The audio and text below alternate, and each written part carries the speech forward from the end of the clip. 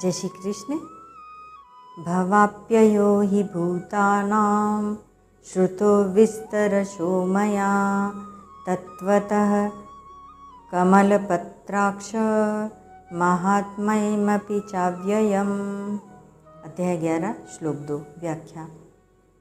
भावाप्ययो हि भूतानां त्वतः श्रुतो विस्तरशो मया।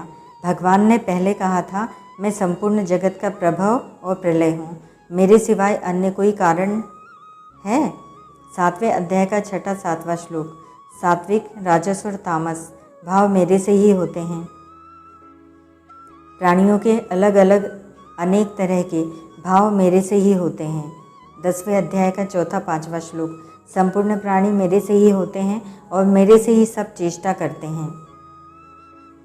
प्राणियों के आदि, मध्य तथा अंत में मैं ही हूँ और संपूर्ण सृष्टियों के आदि, मध्य तथा अंत में मैं ही हूँ। इसी को लेकर अर्जुन यहाँ कहते हैं कि मैंने अपने प्राणियों की उत्पत्ति और प्रलय का वर्णन विस्तार से सुना है। इसका तात्पर्य प्राणियों की उत्पत्ति और विनाश सुनने से नहीं है, प्रत्युत इसका तात्पर्य यह सुनने से है कि सभी प्राणी आपस में ही उत्पन्न होते हैं, आप में ही रहते हैं और आप में ही लीन हो जाते हैं, अर्थात सब कुछ आप ही हैं। महात्म्यमपि चाव्ययम्।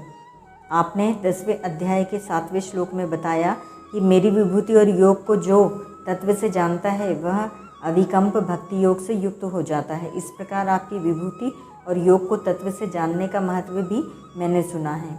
महात्म्य को अव्यय कहने का तात्पर्य है कि भगवान की विभूति और योग को तत्व से जानने पर भगवान में जो भक्ति होती है, प्रेम होता है, भगवान से अभिन्नता होती है, वह सब अव्यय है। कारण कि भगवान अव्यय नित्य हैं, तो उनकी भक्ति प्रेम भी अव्यय ही होगा। परिशिष्ट भाव। इस श्लोक में अर्जुन अपनी दृष्टि से मोह नष्ट होने का कारण बताते हैं। महात्म्यमपि चाव्ययम्।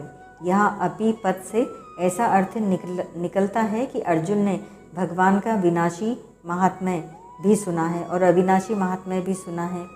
भावाप्ययो हि भूतानाम। यह भगवान का विनाशी अर्थात परिवर्तनशील महात्म्य है। मनुष्य भगवान के साथ किसी भी प्रकार से संबंध जोड़ ले तो वह कल्याण ही करेगा। यह भगवान का अविनाशी अर्थात अपरिवर्तनशील महात्म्य है। तात्पर्य है कि सत असत्य सब कुछ भगवान ही है। सद सच्चा हम। गीता 9:19। ओम तत्सत।